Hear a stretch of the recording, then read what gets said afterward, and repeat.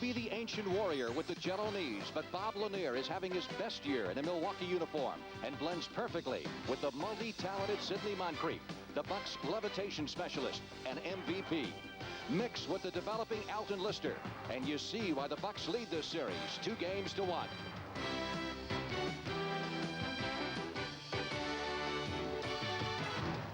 This Buck named Williams is not from Milwaukee. He's the New Jersey Nets guardian of the glass. Some say the best power forward in the game today, while Michael Ray Richardson supplies the quickness in a great comeback year. Yet it is the one-time man-child, Darryl Dawkins, with plays like this, who has come of age in the playoffs.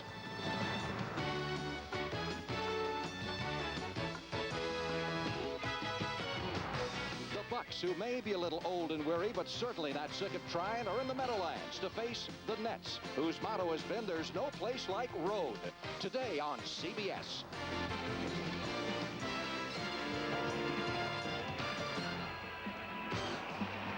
It is Game 4 of the NBA Eastern Conference semifinals. The Milwaukee Bucks and the New Jersey Nets from the Meadowlands. Nets won the first game, Bucks the next two. So the Nets trying to even up. And in the other half of the bracket, of course, the New York Knicks won their first game against the Celtics last night. That one stands at 2-1.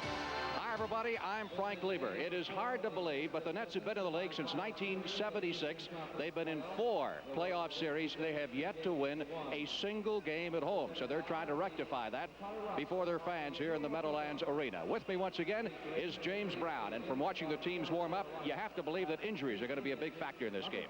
Injuries of note also, Frank. Both the point guards, one to Mike Dunleavy of the Milwaukee Bucks, very severely bruised left thigh. He will not start, perhaps not see very much action. Not as critical a blow because the Bucks have a lot of interchangeable players. But to the Nets, Michael Ray Richardson has a very sore heel. He is very important in that Nets fast break and attempt to play that upbeat tempo. Well, the Nets ran it well the first game in Milwaukee. Last 2 games, the Bucks have been able to slow it down, and it has worked well for them. The Bucks love that trench warfare. They want a half-court game where they can utilize that height and that beef on the inside. Alton Lister is a key defensive player, as he'll be matched up with Buck Williams. If you like a war, I mean a physical series, you have come to the right place. The Bucks and the Nets. Stay with us for the NBA on CBS.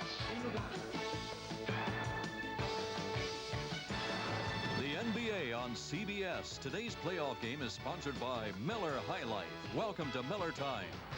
Ford and your Ford dealer. Have you driven a Ford lately? And by Wagner, the right tool for painting.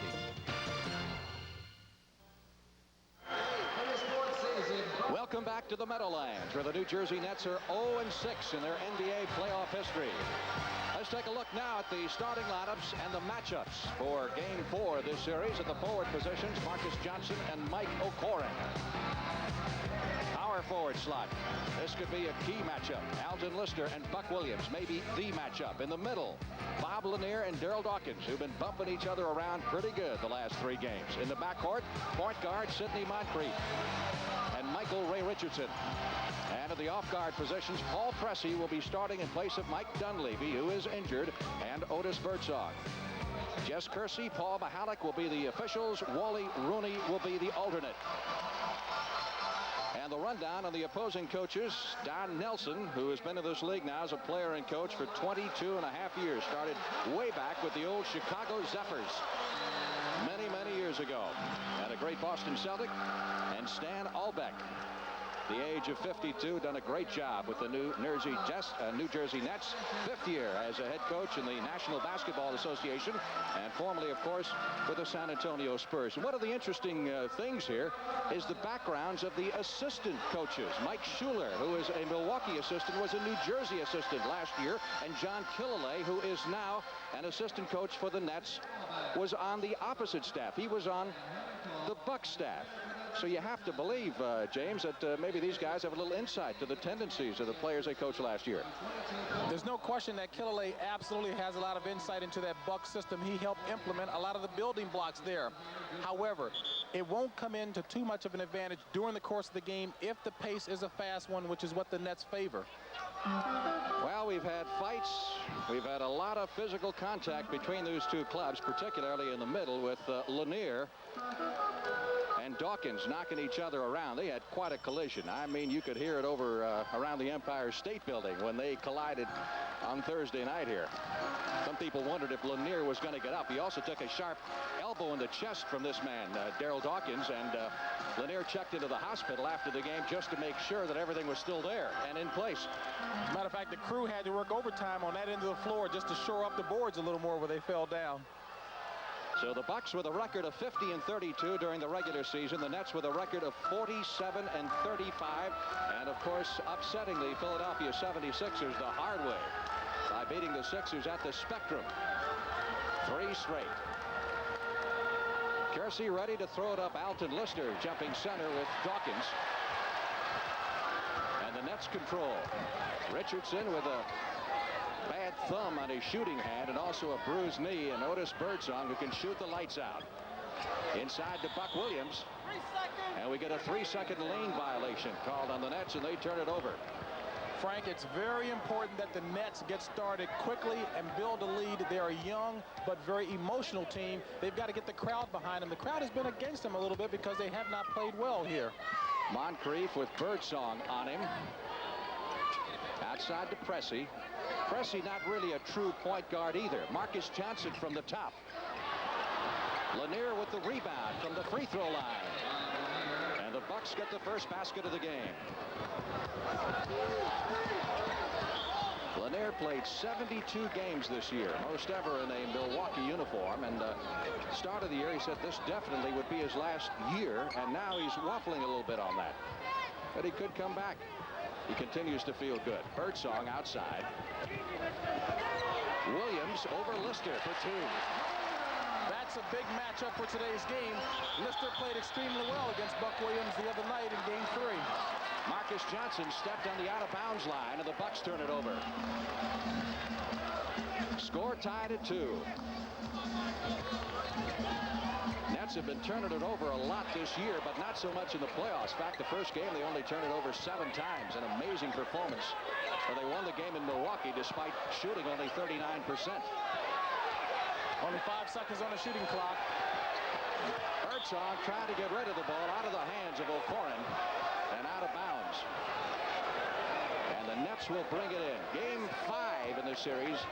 It'll go back to Milwaukee on Tuesday night, and that game is already a sellout at the Milwaukee Arena. Michael Ray Richardson is going to have his hands full with Paul Pressey starting that point position. Moncrief trying to go in for the alley-oop. Is slammed to the floor.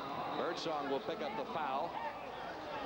Now this is where the Nets need to give some offside help. Take a look at Michael Corrin. Reacted late that time. Otis Birdsong, no way he can leap with Sidney Moncrief.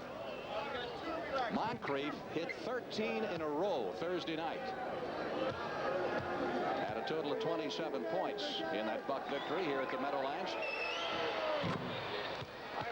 One of the real problems that Moncrief causes for Birdsong is that Moncrief is such an exceptional offensive rebounder. Birdsong is looking to get out on a fast break, and he's going to have to concentrate on Moncrief and keep him off of the offensive boards. Moncrief, great all-around player, also named this week as the NBA Defensive Player of the Year. He can do it all. Pull-up jumper by Michael Ray from outside. Dawkins gets the rebound. Lister hits the floor. Dawkins with the stop. Darryl Dawkins coming out very aggressive in the early going. He recognizes that they've got to establish their presence and claim that territory on the offensive boards. Dawkins has had 31 and 32 points in 2 of the 3 games so far against the Bucks. Moncrief missing the jumper from 15. Richardson. That heel doesn't seem to be bothering him. He scored only 3 points on Thursday night. Birdsong can't get the shot away. O'Koren. This is exactly the kind of game that the Nets were looking for to get off to a quick early start. I mentioned that they're not a great catch-up team on the average, so they've got to get that lead. And one of the reasons that they are not a good catch-up team is they don't play good half-court basketball. Marques Johnson with the hoop for the Milwaukee Bucks.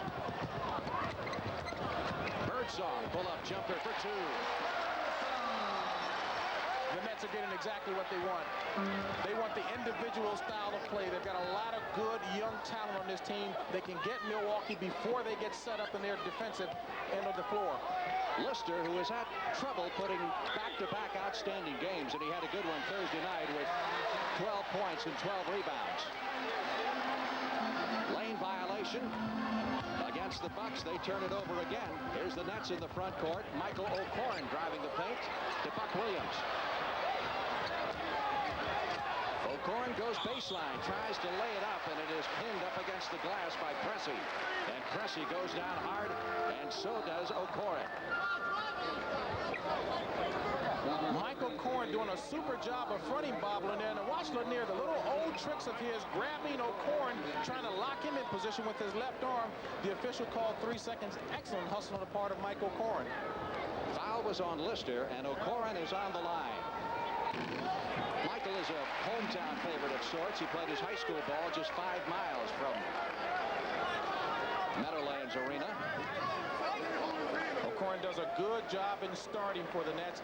Took over the starting position when Albert King got hurt the last 10 games or so.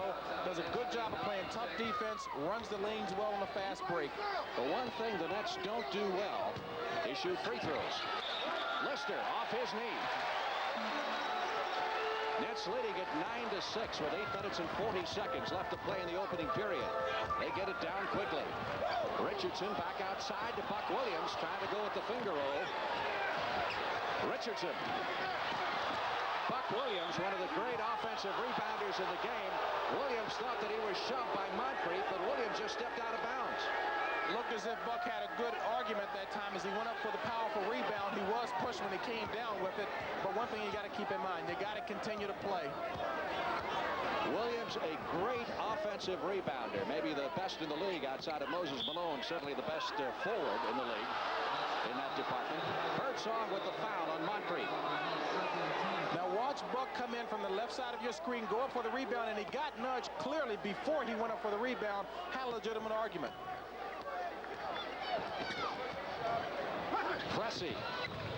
Nice move inside by Paul Pressey. Very natural athlete, perhaps the most versatile player, believe it or not, on this Milwaukee Buck team. He's such a great athlete, has a penchant for the spectacular. 1 point lead for the Nets. Williams from the corner fails to hit. Moncrief grabs it off the window, and the Bucks will slow it down. They don't really have a true point guard in there right now, do they really? Not at all. That's why they've got so many interchangeable players in there, Moncrief and Pressey. Pressey trying to post up inside with Richardson and does so successfully. Now that's the difficulty that Richardson's going to have with Pressey. Pressey's got a good, strong NBA body type, loves to post up, and is stronger than Michael Richardson down low. So the Bucks have the lead at 10-9. Dawkins with the left hand. Immense amount of basketball talent in this big man. And is playing with such control and poise this year. Real maturity on Darryl Dawkins' part. Fourth time we've had a lead change here in the first 5 minutes of the game. Lister with the little baby hook. The Nets got hurt with that matchup the other night, Lister and Buck Williams. Lister is 6'11", Buck is at 6'8". Besides, Alton Lister can really jump. 12-11 Bucks. Richardson to Birdsong. One of the great pure shooters in the game, and that's his first shot of the afternoon. Or second shot, we should say. He's now 2 for 2 from the field, and the Nets recapture the advantage at 13-12. Pressey, who played his college ball at All-American at Tulsa, inside to Marques Johnson over O'Koren. Dawkins, baseball pass down to Richardson. He saves it. O'Koren. Stanall back on his feet. I don't think he wanted O'Koren to take that shot from that far away. The Nets had the right idea that time, but rushed it a little too much. Michael O'Koren didn't wait for the rest of his teammates to give him good rebounding help. Bob Lanier inside. Going for the steal was Michael Ray Richardson. He picks up the foul instead. We've got a timeout with 5:58 left in the opening period. It's the Nets by 1. In case you haven't heard, let's bring you up to date what happened last night in the NBA. New York wins its first over Boston. Celtics still lead that series, and Bill Cartwright now with 2 outstanding games. In Dallas, after being blown away twice, the Mavericks turn on their tormentors and hand the Lakers their first loss of that series. And Walter Davis scores 30 as Phoenix beats Utah, with the Suns leading that series 2-1. 2-1 Celtics is how this one stands. Boston will take on the Knicks tomorrow on CBS in the first half of our doubleheader, and the second half of the twin bill, depending on where you happen to be, you'll see one of those games. McKeskey has come into the game. Paul McKeskey for the Milwaukee Bucks at a power forward position, replacing Lister. Bucks with the ball. They're down by 1. Get it to Moncrief. Nothing but the bottom of the net. Mr. Everything has to carry an additional load today because Mike Dunleavy is out.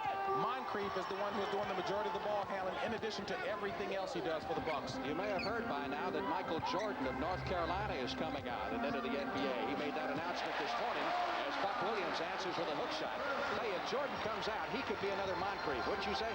There is no question in anyone's mind that Michael Jordan will have a tremendous impact on whatever team he is a part of. We'll have the complete story for you on Michael Jordan at halftime, including an interview with him. Some comments from Jordan. Pressey with the pull-up jumper for 2. That's Pressey's inside game. Even though he's playing guard for the Bucks today, his game is on the inside. After the first pass is made on the offensive set, Pressey will head down low. Milwaukee at 63% and New Jersey at 50% in the field goal department. Both teams shooting it quite well. Nice fake by Birdsong. Lets it go. Knocked out of bounds underneath, but we get a whistle and a foul.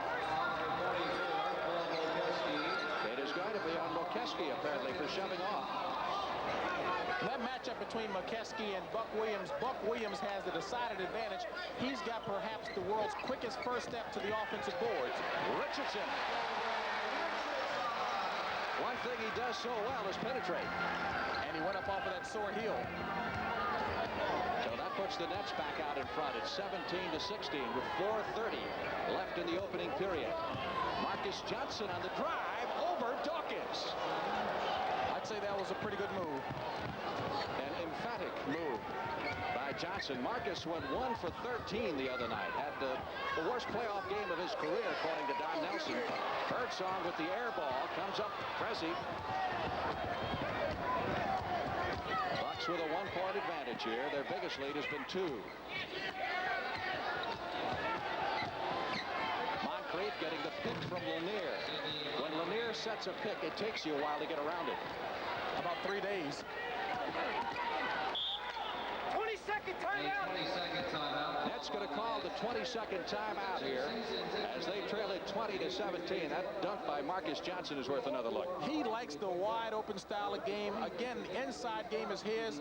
He goes up awfully high. Looks like he went up off of a springboard over Darryl Dawkins. Between the hours of 10 a.m. and 6 p.m. Well, we'll bring you up to date now on the Western playoff picture. This is the way the brackets look. With Dallas winning last night, the Lakers series lead is trimmed 2-1 with those 2 teams playing in Dallas tomorrow. And Utah and Phoenix in the other half of the West. The Suns lead at 2-1 after losing the first 2 games. And they will collide in Phoenix tomorrow afternoon. All of that action right here on CBS. Milwaukee trying to go home with a commanding 3-1 lead in this series. That's the way the Nets have been playing. They may be better off at the Milwaukee arena. New Jersey down by 3. Birdsong trying to get loose. Got Lanier in his face. Trying to get rid of it.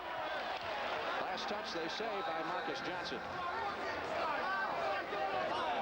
5 seconds on the shot clock. O'Koren sends it outside to Dawkins. That's a shot Stano that really doesn't want him to take. O'Koren getting the rebound, and Williams is fouled by McKeskey as he goes up for the shot. Frank, the mistake that Paul McKeskey is making is not making contact with that 7-foot body of his against Dawkins, or rather against Buck Williams. Look at McKeskey. He's watching the ball. He's lost sight of Buck Williams, and he paid for it as Buck went right to the hoop. Williams is a 56% free throw shooter in the playoffs. He has been just awful. Such a great all-around player that the fans go wild when he does hit one. Nets only at 20 out of 36 on Thursday night. And Stan Albeck says it's a mental thing. We've tried just about everything. Lister comes back into the game for the Milwaukee Bucks. But the Nets are the gang that just can't shoot straight from the free throw line normally. They give it to New Jersey out of bounds. With Paul McKeskey and Alton Lister in the game at the same time, the Bucks have a real good rebounding and shot blocking front line end. O'Corin to Richardson. Richardson trying to drive on Cressy. He hits it. It counts. And he is fouled. Well, Frank, two things are happening here. We talked about how important Michael Richardson was to that Nets attempt to get an upbeat game going, coupled with the fact that they're an emotional team and they need the crowd behind them. They're accomplishing that right now in the early going by forcing the pace, and the key has been Michael Richardson. And they continue to miss the free throws. There is a loose ball foul on Buck Williams. That's his first. Score tied at 20 as we hit the 3-minute mark in the opening period here at the Meadowlands Arena. Moncrief being dogged by Otis Birdsong. Otis trying to play belly up to him.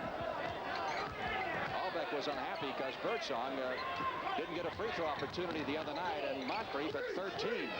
Cressy off to Marques Johnson. Dawkins got in the way that time, but Moncrief grabs the rebound, puts it up, and scores. Foul will go on Williams.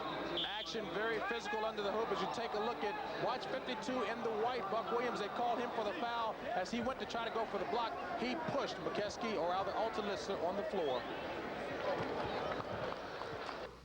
He's had a season most players only dream about. He's the leader of the Knicks, Bernard King. The NBA playoffs follow the Magic tomorrow on CBS Sports. Frank Lever with James Brown, and a reminder, more NBA action on CBS tomorrow. That'll be game 4 between the Celtics and the Knicks. The matchups will include Kevin McHale, had 2 great games, and then last night went only 1 for 8 from the field. And Bill Cartwright, who had a slow first game and has really come on to the last 2. That'll be the first half of our doubleheader, and depending again on where you happen to be, the second half will be the Lakers in Dallas or Utah versus Phoenix. That's tomorrow right here on CBS. Sidney Moncrief on the line. He's already got 8 points, 3 rebounds.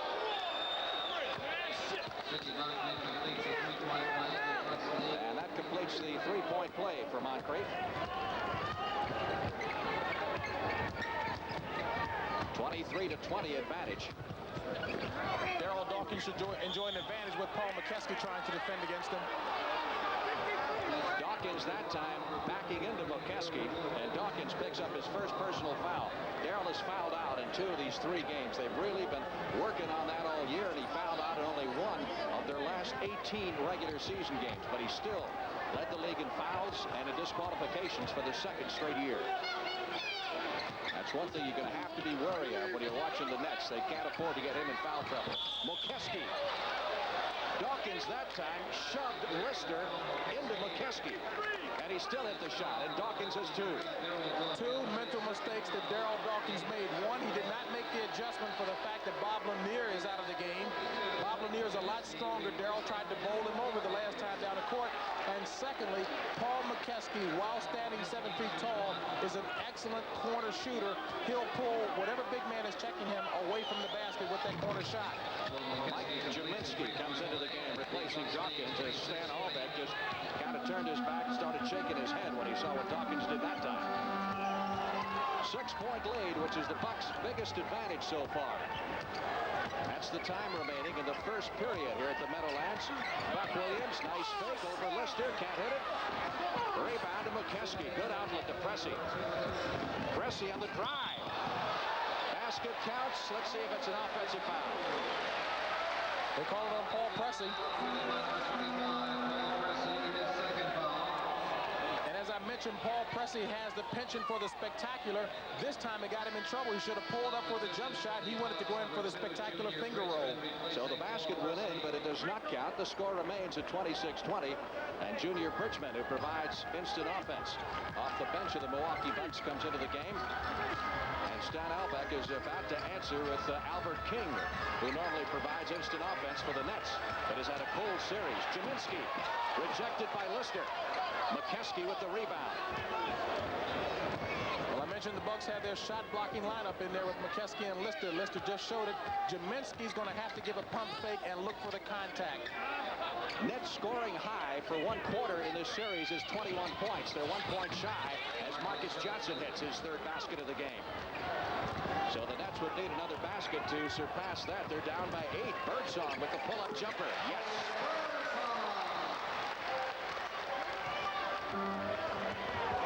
28-22. In Milwaukee, you've got the best defensive team in the NBA. They yield an average during the regular season of 101.5 per game. Moncrief. No basket. An offensive foul on Moncrief. Good call by the official. Moncrief has some of the best hang time in the league. As you take a look, watch him go up, but watch his right arm, or rather his left arm. Watch his left arm. He pushed off, but good hang time displayed by Moncrief. Didn't need to get that added advantage with the left arm pushing away. Sidney Moncrief showing a rather uncharacteristic streak of temper there as he talked with Jess Kersey. He normally won't do that. Richardson driving the lane, trying to penetrate, and picking up the foul. Junior Bridgman, who just came into the game a moment ago, gets the foul, and Richardson on the line. Ironically, the Nets' best free throw shooters are their centers, Dawkins and Jaminski. That's a little bit unusual. Dawkins really has a naturally soft touch, but it's important that Otis Birdsong and Buck Williams really get their free throw shooting act together, because they're at the free throw line so often. And if your two starting superstars aren't shooting well, that really helps the opposition. It's hard for me to believe that these guys can make shots with people with hands in their faces, standing on their heads, and now they stand up here 15 feet away with nobody bothering them, and they have problems. Well, that's been the case for the Nets. However, they have hit 3 out of 5 so far. Romar has come into the game for the Milwaukee Bucks. Foul is on Albert King. That's his first. They need Albert to shoot a little better from outside. He's hit only 25% from the field in this series with 8 baskets and 32 tries. Started the season as the regular and then lost that job as the season went along. Although Stan Albeck says that he would like very much to get those points off the bench from him. That's the reason he's not starting him. I've had a chance to coach Albert for at least 3 summers in the Washington, D.C. Urban Summer League. Albert King really loves the wide open game. The reason he has not been shooting well in this series is because the series has been a half-court one.